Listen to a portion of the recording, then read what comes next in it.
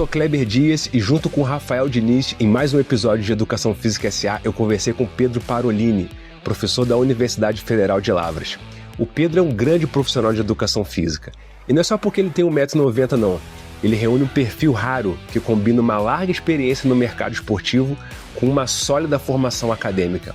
Além de ter ocupado posições de liderança como gestor esportivo, ele também é um grande estudioso da gestão esportiva, com várias pesquisas relevantes sobre patrocínio e outros assuntos dentro dessa área. Nós conversamos sobre tudo isso, como conciliar teoria e prática, os desafios da formação em educação física e também as oportunidades escondidas no campo da gestão esportiva. Imperdível. Aproveita aí, sobe o som.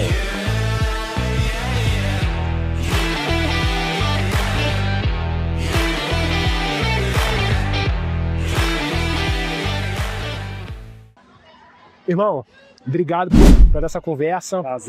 Prazer conversar contigo. Cara, eu já queria começar te perguntando sobre a sua trajetória na gestão esportiva, porque eu sempre enfatizo isso a seu respeito, né? Você é um acadêmico, um estudioso da gestão esportiva, mas que também é uma pessoa que tem uma larga experiência como gestor esportivo no próprio SESC, que a gente está aqui conversando, né, durante a Arena SESC, um evento que você também já coordenou. Fala um pouquinho como é que foi a tua caminhada da educação física até a gestão esportiva. Massa, Kleber. Essa minha trajetória começou... Eu, como a maioria dos profissionais de educação física, né? Quando eu decidi fazer educação física, é porque eu sempre fui apaixonado por esporte. Tentei ser atleta, não fui porque meu joelho não deixou. Aquela clássica, né? A boa e velha, meu joelho não deixou. Mas, enfim, queria seguir a trajetória de atleta, por vários motivos não consegui. E acabei ingressando na universidade, na educação física. E quando eu ingressei na educação física, assim também como vários profissionais, eu tinha a ideia de seguir para a área técnica, principalmente a área de preparação física. E aí mais voltado para futebol. Falei, cara, quero trabalhar com futebol, é isso que eu sempre quis, então entrei em educação física para isso. Só que durante o curso, e aí eu vou falar duas coisas que foram interessantes. A primeira delas foi, se eu não me engano, no quinto ou sexto período, eu tive uma experiência com um evento. Tive uma experiência de ser staff num evento de corrida de rua, na verdade. Cara, quando eu tive essa experiência com um evento, eu falei... E nesse momento, né, apesar de eu ter entrado com a certeza de que queria ser ser preparador físico, no meio da graduação eu comecei, e aí, cara, será que é isso mesmo? Eu já comecei a me questionar. Que área eu vou, ali eu já comecei a ficar perdido. E eu tive, por coincidência, me chamaram para ir para um evento, eu fui, apaixonei pela organização de um evento. E ali começou a minha paixão e a minha ligação com a gestão do esporte. E é uma das coisas que eu falo hoje com várias pessoas, que o evento, na minha visão, é uma das maiores portas, ou uma das melhores portas de entrada para quem quer trabalhar com a área de gestão. O clima de evento é muito legal. Além de ser legal, existe uma grande oferta de evento esportivo. Então é fácil ali você se conectar com eles. Diferentemente, talvez, se você for trabalhar numa outra área de gestão, que seja uma gestão de clubes esportivos, ou uma gestão de, talvez em academias, enfim, isso é um pouco mais restrito, apesar de ter muitas academias. Mas a gestão da academia é mais restrita. Eventos não. Eventos direto abrem eventos para voluntários participarem, né, para que você participe no momento de férias, ou na sua cidade. Seja um evento pequeno, um evento de futebol da prefeitura. Então, é uma grande porta de entrada. E para mim foi. Para mim foi essa grande porta de entrada. E aí, como você falou da trajetória, Pedro, você é um acadêmico, mas que também tem essa pegada de mercado. Mas eu coloquei para mim que, para eu buscar, e eu tinha interesse em seguir a academia, mas para eu buscar a academia, eu queria buscar uma trajetória em paralelo com o mercado. Isso eu coloquei para mim desde o início. Eu jamais abri mão disso. Isso para mim é uma premissa hoje, é a base. E aí, quando eu saí da faculdade, fiz meu mestrado e doutorado, mas em paralelo continuei trabalhando. E aí tive a oportunidade de empreender, abri uma empresa de pesquisa de mercado, junto com mais 2 sócios lá em São Paulo, a PCRJ. Trabalhamos por 2 anos, tivemos um relativo sucesso, a Adidas mesmo era cliente nossa, era o maior cliente nosso, então toda a pesquisa de mercado running da Adidas no Brasil, para entender comportamento do consumidor, do corredor no caso, como que eles estão posicionados no share da corrida de rua, por meio de algumas metodologias específicas, éramos nós que fazíamos e entregávamos esses relatórios para eles. E também tive a oportunidade de trabalhar em outras empresas, mas nos últimos 8 anos eu ingressei no Sistema S, que é o Sistema S hoje é um grande sistema nacional. Comecei pelo SESC Senat, não sei se vocês conhecem, que é o Sistema S do transporte, exatamente. Comecei lá como analista de esportes e depois virei coordenador de saúde e em 2019, o SESC, na verdade eu tinha visto uma vaga no LinkedIn do SESC para gerente de unidade, no LinkedIn. Me interessei e falei, olha, essa vaga aqui casa com as minhas habilidades, minhas capacidades. Me candidatei e aí deu uns meses depois o SESC me chama para ser gerente de unidade. Foi onde eu ingressei no SESC, que foi minha última organização esportiva antes de voltar para a universidade. Mas o mais importante é, em toda essa minha trajetória, vamos colocar aí desde o meu primeiro evento, nós estamos para fazer mais ou menos 13, 14 anos, quase 13, 14 anos na gestão de esporte, sempre eu tive mercado e academia, sempre. Talvez em algum momento mais para o mercado, menos para a academia, como nos últimos anos, aqui no SESC. Se eu for colocar aí numa escala, eu colocaria 80-20, 80% SESC, 20% academia. Alguns momentos mais academia, como no meu mestrado. No meu mestrado eu tive bolsa de CNPq na época, então eu me dediquei praticamente 90% ao mestrado, mas não deixei o mercado fora. Foi nessa época que a gente abriu a empresa, né? Nessa época eu organizava eventos freelance e logo depois do mestrado abrimos a empresa, enfim.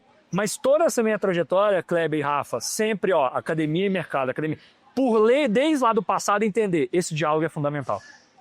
O que eu aprendi no mercado, eu posso levar para o ambiente acadêmico. E o que a gente estuda e desenvolve, e aí eu vou usar uma expressão agora nova, né, Kleber? Produto.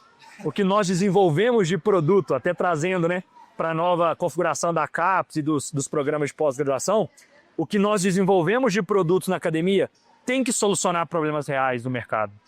Então tem que haver esse diálogo. E eu bato muito nessa tecla. E acabei tendo minha trajetória nesses dois ambientes. Esse é o espírito da Educação Física S.A. Que bom. Por isso que é muito legal ter vocês aqui. E é legal escutar isso do Pedro, porque assim, a gente fica às vezes tentando fracionar a realidade. Ah, não, eu sou um cara só acadêmico, ou sou só mercado. E na verdade, acho que o sucesso do Pedro é isso, conseguir lidar com os dois. E é difícil, né, Pedro? Porque assim, são mundos diferentes, que falam diálogos diferentes, que em certo momento você fica até sendo meio que um tradutor, né? Exatamente. Mas o sucesso é esse, né? E a gente tem que entender que não são mundos dicotômicos. Não existe uma dicotomia, e ainda se coloca como dicotomia. Tanto é que a gente mesmo usa essa expressão, academia e mercado, academia e mercado, academia e mercado, que no final das contas é tudo uma sociedade. Sim. Sabe? Então, assim, isso eu tenho muita clareza. Hoje, estando na UFLA, né, como professor da UFLA, levo isso para os alunos, para que cada vez mais eles também tenham essa clareza. Claro que a carreira é de cada um, eu falo muito com eles. Você é protagonista da sua carreira, mas lembre-se sempre disso, desse diálogo, porque é muito rico quando existe essa transferência de conhecimento, é muito rico. O que você acha que faz falta na universidade que só se pode aprender no dia a dia do mercado? E talvez também o contrário, né? Sim. Coisas que você acha que só tem no ambiente acadêmico que faz falta no ambiente universitário. Boa pergunta. Respondendo a primeira... Aqui só tem boas perguntas, hein? Isso aí, muito bem. Não, muito bem. Vocês colocam boas perguntas, isso é ótimo para o nosso telespectador, né? Poder dialogar conosco, enfim, poder debater sobre isso. Cara, o que eu vejo muito hoje que falta na universidade, primeiro, eu já falei, mas vou repetir, transferir o conhecimento. Aí vamos usar algumas nomenclaturas da universidade. Pô, a gente fala muito, outra dicotomia que existe muito na universidade hoje, pesquisa básica e pesquisa aplicada. Cara, elas não são dicotômicas. A gente pode ter uma pesquisa básica orientada para a sociedade, para a tecnologia, para a geração de produtos, enfim. Então, uma das coisas que eu acho primeiro, como transferir o conhecimento dos acadêmicos, sejam professores, para o mercado. Isso é um ponto.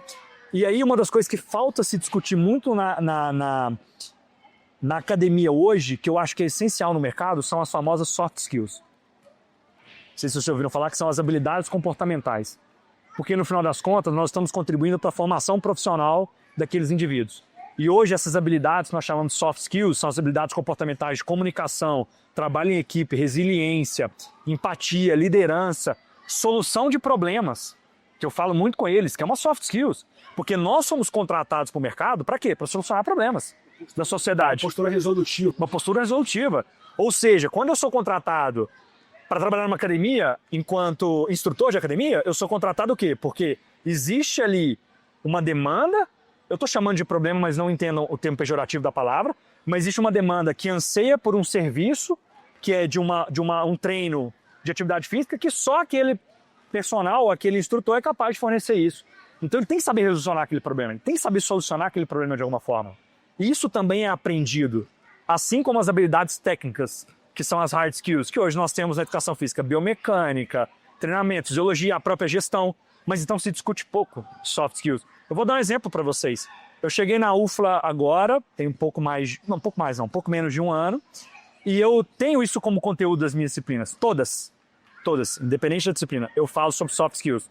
Hoje eu ministro disciplina pro primeiro período, quarto período, quinto e sexto. Então eu começo a falar com eles no primeiro, e a minha ideia é falar até o final. E eu comecei a falar pra galera do final. Eles falaram, Pedro, nunca tinha ouvido falar disso aqui, dentro da universidade. Não só dentro da educação física, viu? E a educação física é uma área que tem um certo fetiche pela técnica, né? As pessoas acreditam que se ele souber prescrever boas fichas de musculação, é isso que vai fazer o sucesso da carreira dele. Pois é. E aí, nós temos pesquisas, por exemplo, depois vocês podem até buscá-las, a própria Revista Exame publicou recentemente em outras revistas, que 93% dos profissionais, quando são demitidos por questões de habilidades comportamentais e não técnicas. Então, assim, e aí nós estamos trabalhando a questão técnica, de forma demasiada. Não que não tenha que trabalhar, obviamente, ela é a base. Né? Para você ser um instrutor, para você trabalhar com gestão, você precisa da parte técnica. Mas as habilidades comportamentais são fundamentais. E isso se trabalha pouco. Isso você está falando com relação ao mercado transferindo para a academia. E o contrário que você vê? Perfeito. Então, assim, aí... Só pergunta Aí eu já vejo que quem está muito no mercado hoje está faltando buscar conhecimento. Existe um preconceito pela busca por conhecimento. Por conhecimento de quem está no mercado hoje. Do conhecimento formal, né? Formal. Porque assim, ele está disponível, né? Exatamente, mas buscar o conhecimento formal mesmo. E aí, assim, por que não se busca? É o que a gente tenta discutir aqui. Não assim, que não se busca, já está posto. Mas por quê? Será que é porque esse conhecimento formal não está gerando valor suficiente para essa galera? Será que esse conhecimento formal ele é um tanto quanto inacessível por diversas questões? É isso que eu acho que a gente... Que é um problema, né? É um problema, mas que a gente deve debater. Mas eu vejo isso. Eu vou falar para você a minha opinião. Eu vejo que uma parte disso decorre de preconceito mesmo. Algumas pessoas do mercado desenvolveram uma certa aversão ao conhecimento acadêmico. Mas, por outro lado, tem também o aspecto que parte do conhecimento acadêmico ou está comunicado de uma maneira muito árida e difícil de ser interpretado, e uma outra parte está colocado de uma maneira irrelevante. Tem muito conhecimento acadêmico irrelevante, porque também a universidade tem um certo fetiche por essa coisa de que todo conhecimento é relevante, mas na verdade não. Perfeito. Existe uma hierarquia de relevância, tem coisas que são mais relevantes do que outras, né? E aí volta a falar do novo escopo de atuação da CAPES, que vem muito ao encontro disso, de tentar buscar de alguma forma que esse conhecimento que seja relevante, ele chegue em quem tem que chegar. Por meio de uma abrangência, por meio de novos canais, né? Então a CAPES agora começa a entender as redes sociais como possível canal impulsionador de geração e compartilhamento de conhecimento, e que ele não fique mais restrito a revistas e periódicos que muitas das vezes, inclusive, são inacessíveis. Quando não, uma linguagem que não é palatável.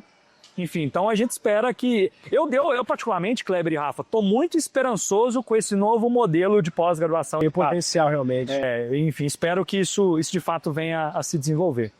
Agora eu queria destacar uma coisa da fala do Pedro também, que assim, a gente vive uma sociedade do imediatismo, né? Tá tudo muito rápido, muito acessível, né? E aí quando você começa a contar a sua trajetória, são mais de 10 anos até você realmente se consolidar como um profissional que para mim assim, é referência em Minas Gerais, que está no Brasil, né? E aí eu acho que é importante mostrar que porque as pessoas ficam achando que tem que descobrir alguma coisa diferente, fazer... Gente, a constância é importante para que se ter bons resultados também. E a constância é tempo, né? Sem dúvida, Rafa. Eu falo também isso muito com meus alunos.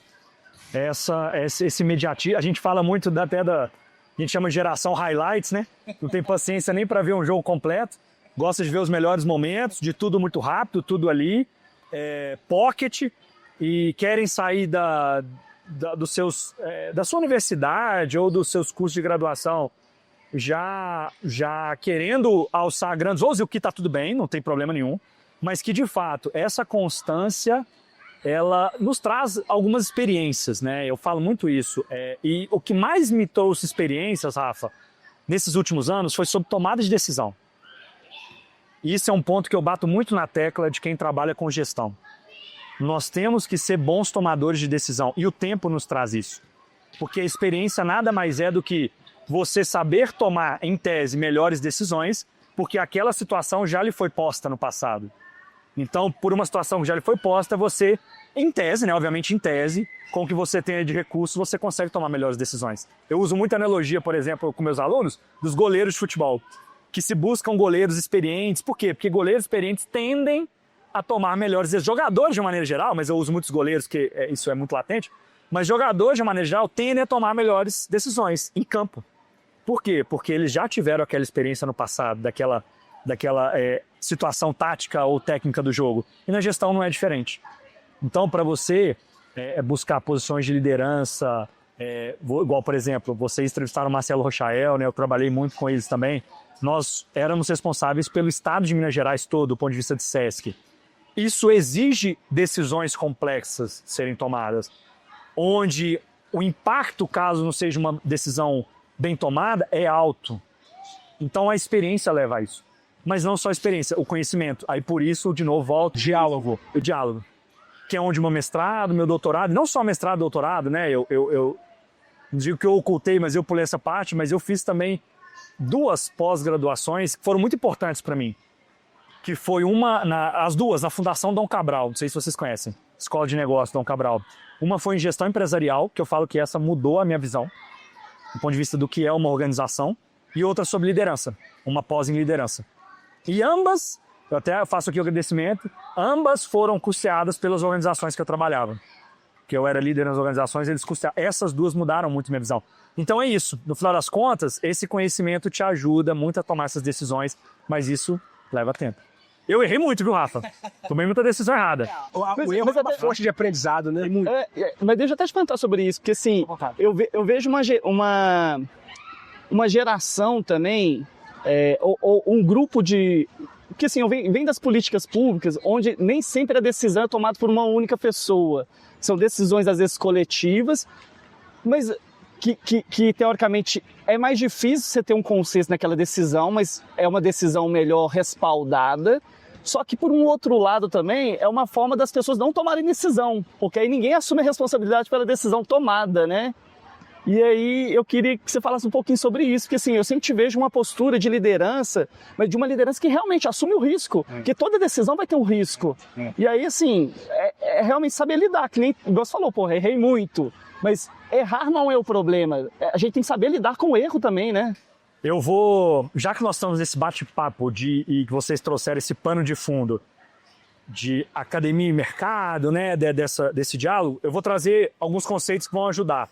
Sobre liderança. E aí, mais uma vez, a importância de eu ter feito uma pós em liderança para entender isso. Existe na literatura, você já deve ter falado, sobre liderança situacional. O que é? É que você... O que quer dizer liderança situacional? Você exercer, né, tipos de liderança e perfis de liderança a depender de contextos. Isso é o primeiro ponto. Então, você tem que entender primeiro quem são as pessoas que estão trabalhando ali com você.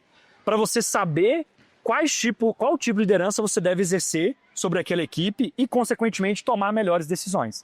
E ainda dentro desse aspecto, existem tipos de liderança que, em alguns momentos de tomar de decisão, você vai ter que saber qual tipo de liderança exercer. Por exemplo, você falou de juntar várias pessoas. É o que nós chamamos de liderança democrática. Cara, quando você precisa ter uma decisão que você, enquanto líder, eu vou refazer minha fala, você, enquanto líder, tem que entender qual que é o momento que tem que ser uma decisão democrática. Porque em alguns momentos, Rafa e Kleber, vai ser o que nós chamamos de decisão autocrática. Autoritária ali. Autoritária. Eu vou ter que tomar decisão. Por quê? Porque se a gente não sai do lugar, alguém vai ter que tomar. E aí vem de novo a experiência. Eu tinha muito medo de assumir risco no passado. Tinha muito medo. Só que a gente aprende a calcular os riscos. E, cara, na boa, a vida é feita de riscos. Eu tinha um gestor meu que falava, cara, a gente tem risco de sair na rua. Quem não morre não vê Deus, né? Então, assim, cara, a gente tem que saber, sabe? Tem que saber. Eu vejo muito medo por diversas questões. Medo de perder o emprego, medo de fato, ter algum impacto. Cara, mas você medindo o risco. E aí hoje eu falo com propriedade, falo sem demagogia. Se eu acredito naquela decisão, e se a gente não consegue a tomar de forma democrática por diversos aspectos, e se eu estou liderando aquele projeto, aquela equipe, eu vou tomá-la, por acreditar naquilo. Então, pode ser que a gente caia do cavalo, faz parte. Mas se ela não é tomada de forma democrática, não consegue se tomar de forma democrática, alguém tem que puxar a rédea. Alguém tem que tomar, sabe? Mas não é fácil, Rafa. A gente fala isso aqui para as câmeras, fala quando... acha que é tranquilo. Mas você está falando de uma maneira realista, né? Claro. Gente, eu lembro uma vez que... Esse foi lá no SESC Senat, cara. Eu era coordenador de saúde e eu coordenava mais odontologia que esporte. E eu tive que tomar uma decisão lá para comprar equipamentos odontológicos, cara. E, cara, o que eu tinha na mesa era aquelas informações, os dentistas me ajudaram e eles simplesmente falaram assim, Pedro, você é o coordenador. Decida. Decisão é sua. Eu falei, putz, cara, e aí? Mas você tem que tomar, você vai se furtar de tomar? E hoje, conversando com os alunos, eu vejo muito isso e a gente trabalha muito isso, de novo, voltando para a universidade, existe o receio de tomar decisão. Existe. Por diversos motivos que já foi falado. E a gente tem que trabalhar isso. Isso é ensinado, isso é aprendido. Eu queria te colocar agora um outro assunto, complementando tudo isso que a gente está falando, porque lá na UFLA agora, você tem como missão desenvolver uma trilha de formação no campo da gestão esportiva. Então você já ajudou a estruturar uma empresa júnior da UFLA, que até então não tinha. Você tem ofertado disciplinas ligadas ao marketing, ao campo da gestão esportiva, entre outras ações que você está desenvolvendo lá. E a gente conversa muito sobre isso, né? A educação física não olha com carinho para o campo da gestão esportiva. Talvez a maioria dos currículos dos cursos de graduação em educação física não tenham disciplinas na área da gestão esportiva. Embora seja uma área muito interessante do ponto de vista salarial, do ponto de vista das oportunidades de desenvolvimento de longo prazo. Como é que você vê essa dificuldade da conversa entre a educação física e a gestão esportiva? Por que desse problema? Olha, Kleber, um primeiro ponto que eu acho que é importante falar, a área da gestão esportiva ela é muito nova, né? Comparada a outras grandes áreas da educação física. Fisiologia, treinamento, né? A própria biomecânica, a pedagogia. Então ela é muito nova. Nós estamos falando de uma área aí que no Brasil mesmo começou a se desenvolver na década de 90, 80, 90, enquanto área de conhecimento. Então aí já é um primeiro ponto. Nós estamos aí, comparado com outras grandes áreas da educação física, 70 anos atrás, né? Então esse é o primeiro ponto. E a gestão do esporte hoje, ela é uma área multifacetada. Ela é da educação física, mas a própria administração também se apropria muito dessa área, até por questões lógicas, né? O próprio conhecimento, a área mãe, né, do conhecimento da gestão vem da administração, então é uma área que a gente dialoga muito. Hoje, você falou muito dos currículos, né? Hoje a gente ainda tem, quando você pega os currículos das universidades, poucas disciplinas ofertadas, mas também pouquíssimos.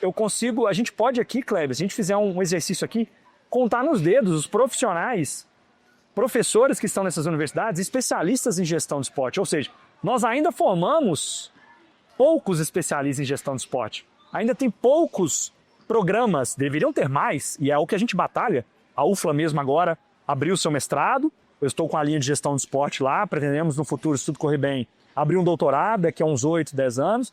Mas existem poucos programas de mestrado, consequentemente de doutorado, consequentemente poucos profissionais especialistas na área, isso ainda se torna uma cadeia. A gente vê hoje muito nas universidades, Kleber, principalmente federais, professores improvisados na área. E isso leva, inclusive, a um desinteresse dos alunos, porque, obviamente, a disciplina talvez não é ministrada com afinco que de um profissional especialista. E isso, obviamente, eu não estou criticando aquele profissional. Eu mesmo, se for colocado numa disciplina que eu não sou especialista, claro que o desenvolver daquela disciplina vai ser diferente. Então isso tudo desencadeia no cenário que você acabou de dizer. Mas, por outro lado, Kleber, o mercado é extremamente atrativo. E quando você coloca isso para os alunos, cara, eu percebo claramente hoje lá na UFLA, com pouco tempo que eu estou lá, existe um grande interesse deles de seguirem para essa área. Cada vez mais alunos me procurando, professor, você apresentou a área da gestão, cara, gostei. Como é que faz para eu seguir essa área? É uma área interessante, porque assim, eu falo com eles a realidade. Eu falo com eles desde a atuação profissional, salários, como é que funciona. Eles começam a se interessar. E aí, quando você cria essa trilha que você disse, que é o que a gente está tentando fazer lá em Lavras, com várias disciplinas, onde do primeiro ao 8º período ele possa seguir essa trilha da gestão e sair um pouco mais capacitado, eles começam a se interessar com o assunto. E aí eu acho que é uma cadeia, Kleber. Eu acho que assim, a gente não vai mudar isso da noite para o dia. É aos poucos.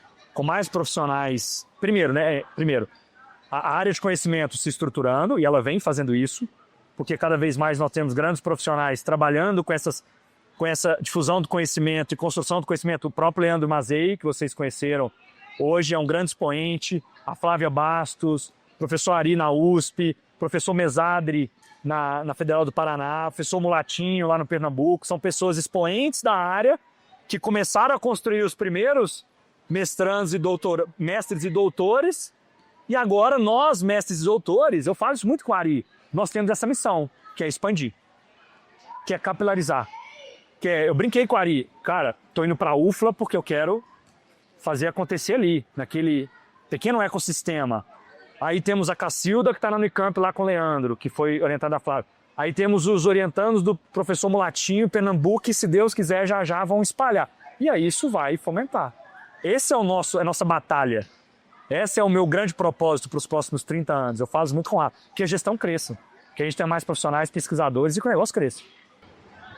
Então para você que nos assiste aí, ó, o Pedro dando a dica desse oceano azul que ainda é a gestão do esporte, com oportunidades riquíssimas, inclusive financeiramente, né? Até o COB agora foi recente, abriu uma vaga que não era nessa parte de gestão, mas para lidar com os projetos de lei de incentivo ao esporte, pagando R$26 mil CLT. É, isso aí.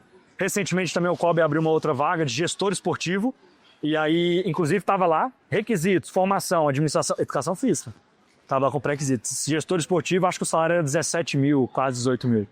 E assim, a gente fica falando do COB, que o COB assim, a ponta do iceberg do esporte brasileiro, mas assim, a gente tem uns clubes esportivos que precisam desses profissionais. Exatamente. Ainda não sabe que precisa. Exatamente. Porque a gente vem dessa cultura do associativismo, que a maioria dos clubes esportivos tem ali na gestão, são os aposentados, né, que pegam a gestão como hobby, só que não dá para o esporte brasileiro funcionar mais desse formato, né? Precisa de uma gestão profissional. As prefeituras também. Prefeituras, com os analistas de políticas públicas. O próprio mercado de eventos, eu noto, né?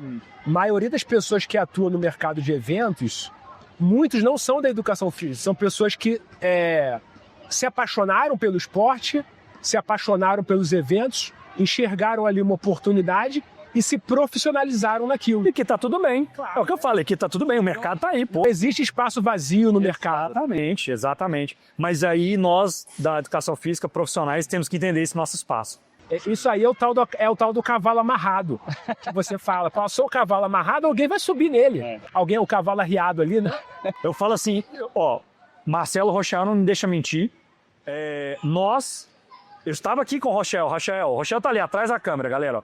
Quantas vezes nós abrimos vagas para analistas, especialistas e não conseguimos encontrar pessoas qualificadas, Rochel? Várias vezes. Então assim, tá aí, o mercado tá aí, precisando desses profissionais. E a academia tá se profissionalizando para tentar entregar o que o mercado tá precisando. A passos lentos? A passos lentos. Mas existem iniciativas isoladas, isso é importante. Eu acho que o seu exemplo lá na UFLA, tudo que você tem feito em pouquíssimo tempo, eu acho que é um case assim, bem interessante do que pode ser feito com um professor, né? A UFLA contratou um único professor que foi você para cuidar dessa área e você já estruturou ali uma série de iniciativas. É isso. Porque eu vim de lá, né? Eu vim do mercado, né? É isso. E de novo, voltando, sempre a gente no pano de fundo. Eu vim do mercado. Então a gente sabe o que acontece lá, o que está precisando. Aí, desculpa, Kleber e Rafa, se fugir do assunto, mas assim, toda disciplina que eu penso na UFLA, qual que é o meu raciocínio? Ao invés de eu pensar o que seria interessante nesse conteúdo eu entregar para os alunos, até porque eu sou especialista na área e teria condição de fazer isso, eu penso ao contrário. O que a sociedade está precisando de serviços e demandas, em cima disso eu vou trazer para a minha disciplina. Porque no final das contas esse profissional vai atender essa demanda da sociedade. Não, muito legal essa conversa com o Pedro, porque assim, a gente, nesse plano de fundo de gestão esportiva, né, que acaba envolvendo áreas ali da administração, que é importante a sistematização, né, até a burocratização no bom sentido da palavra, mas como que pessoas fazem a diferença, né? E aí a gente vê assim o Pedro, o entusiasmo dele aqui em falar dessa vivência dele e dessa nova fase, inclusive, né, dentro da academia, na UFLA, que é a Universidade Federal de Lavras, e como que uma pessoa apaixonada pelo que faz consegue impactar todo um ecossistema, né? Até quase lutando contra o próprio sistema, né, que não favorece muito, às vezes, essa burocracia, a racionalidade criada, que deveria ser positiva, em alguns momentos ela até atua de forma negativa, né? Não, e é sobre isso. Na sua fala eu até me emociono um pouco, porque, cara, eu durante muito tempo, eu falava muito com o pessoal lá no SESC e tal, buscava o meu propósito, sabe? E no SESC eu encontrei muito isso. Eu fui muito feliz no SESC quando eu trabalhei.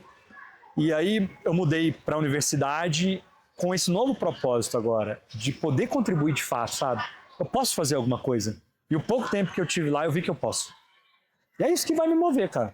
É isso que vai me mover. Eu tô aí para isso, para ajudar e para poder desenvolver a gestão. Porque o esporte me deu muito e continua me dando muito, desde lá de pequenininho, sabe? E agora é uma forma de eu devolver. Todas essas crianças que vocês estão vendo aqui, ó, cara, é uma das pequenas formas que a gente tem, né, de devolver tudo que o esporte me deu, cara. Não, boa. E com essa fala final do Pedro, a gente caminha para o nosso encerramento, mas antes de encerrar, Pedro, queria te presentear com a nossa canequinha. Pô, cara, muito obrigado. Pô, obrigado, muito obrigado. Colocarei na minha mesa lá, cara. Inclusive, quem está nos assistindo, se por acaso não segue aqui o nosso canal no YouTube, no Spotify ou no Instagram, aproveita a oportunidade, faz parte desse crescimento, participando aqui da nossa iniciativa, da nossa comunidade, porque aqui são sempre discussões assim, e ainda não. Esse é o próximo passo. Esse é o próximo passo. Valeu, galera. Irmão, obrigado, velho. Valeu, Pedro. Valeu, Pedro.